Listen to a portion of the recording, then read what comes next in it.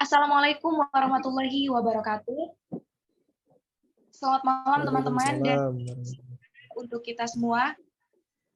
Sebelumnya kami dari kelompok 9 akan mempresentasikan mengenai Global Business tentang materi yang diberikan kepada kami dari mata kuliah pengantar bisnis.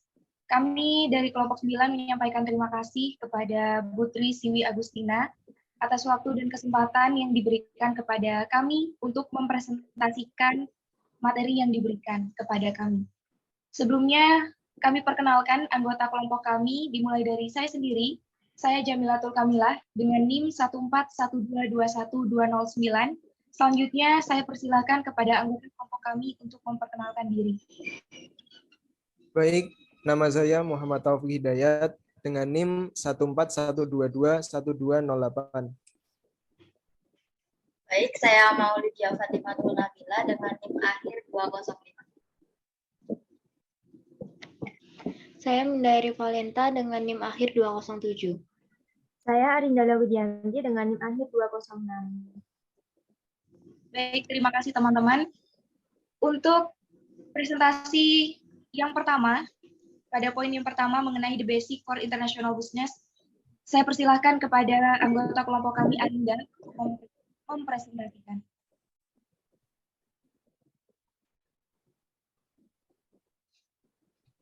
Next. Saya akan menjelaskan pengertian bisnis internasional. Apa sih bisnis internasional itu? Bisnis internasional mencakup semua aktivitas bisnis yang melibatkan pertukaran berbagai negara. Dengan demikian, sebuah perusahaan terlibat dalam bisnis internasional ketika ia membeli sebagian inputnya dari atau menjual sebagian outputnya ke dan organisasi yang berlokasi di negara asing. Untuk slide berikutnya, saya persilakan kepada anggota kelompok kami, Maulida, untuk melanjutkan. Oke. Jadi, faktor pendorong bisnis internasional. 1. Exporting and importing. 2. Absolute and comparative advantage. 3. Menghemat biaya produksi dan sumber daya manusia. 4. Meningkatkan pemasukan pada negara. 5. Memperluas pasar.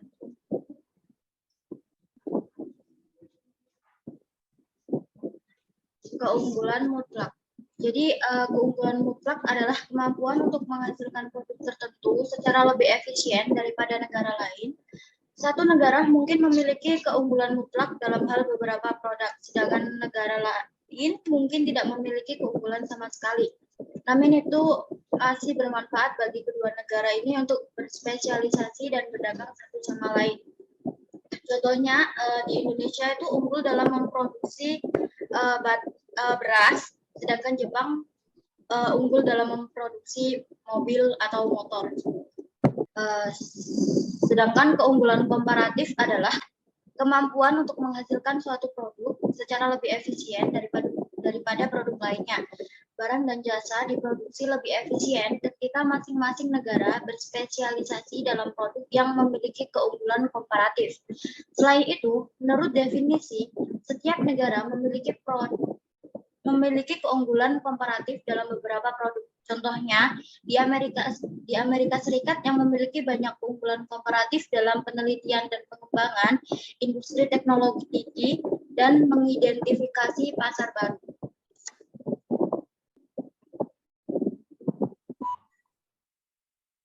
Baik, terima kasih. Untuk slide selanjutnya, saya persilakan kembali untuk anggota kelompok kami, Arinda, melanjutkan presentasi. Silakan.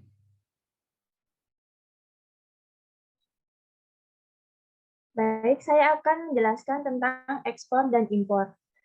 Mengekspor adalah menjual dan mengirimkan bahan mentah atau produk ke negara lain. Sedangkan mengimpor adalah membeli bahan mentah atau produk di negara lain dan membawanya ke negara sendiri. Next. Mengimpor dan mengekspor adalah kegiatan utama dalam perdagangan internasional, serta merupakan konsep penting di neraca perdagangan. Keseimbangan suatu negara adalah nilai total ekspornya dikurangi nilai total impornya atas beberapa periode waktu tertentu. Jika suatu negara mengimpor lebih banyak daripada mengekspor, maka neraca perdagangannya adalah negatif serta dikatakan tidak baik. Begitupun sebaliknya, jika suatu negara mengekspor lebih banyak daripada mengimpor, maka neraca perdagangannya adalah positif dan akan dikatakan baik. Neraca perdagangan tidak hanya dari ekspor dan impor saja, tetapi dihitung juga dari investasi, uang yang dihabiskan wisata asing, pembayaran oleh pemerintah asing, bantuan kepada pemerintah asing, dan semua penerimaan dan pembayaran lainnya.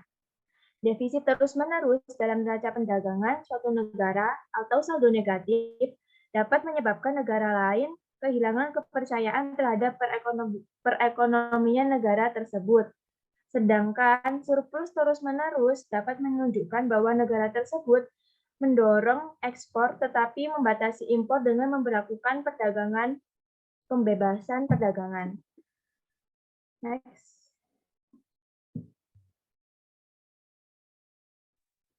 Oke, terima kasih. Untuk poin yang kedua mengenai market entry strategies, saya persilahkan kepada anggota kelompok kami, Linda, untuk mempresentasikan.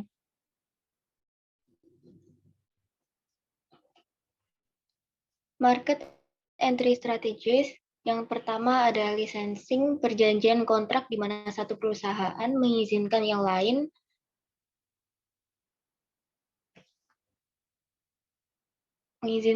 lain untuk memproduksi, memasarkan produknya, dan menggunakan mereknya dengan imbalan royalti atau kompensasi. Yang kedua ada exporting, mengekspor produk ke negara lain akan membuat produk dikenal lebih banyak konsumen dan menjadikan produk bukan hanya masuk ke pasar nasional, namun juga masuk pasar internasional. Yang ketiga ada joint ventures, usaha patungan dengan perusahaan mapan memberikan pengetahuan, pengurangan resiko, kontrol atas atribut produk, dan akses pasar langsung. Dengan adanya dua nama perusahaan yang berkolaborasi, membuat produk memiliki konsumen ganda dari dua perusahaan sehingga pasarnya pun luas. Next. Yang keempat ada totally owned facilities, mengembangkan fasilitas yang dimiliki sepenuhnya, yaitu fasilitas produksi dan pemasaran. Investasi langsung ini memberikan kendali penuh atas operasi. Yang kelima ada trading companies, tidak terlibat dalam pembuatan atau memiliki aset yang terkait dengan manufaktur, hanya membeli produk di satu negara dengan harga terendah dan menjualnya ke negara lain. Yang keenam ada counter trade, transaksi barter internasional di mana barang dan jasa ditukar dengan barang dan jasa yang berbeda. Next.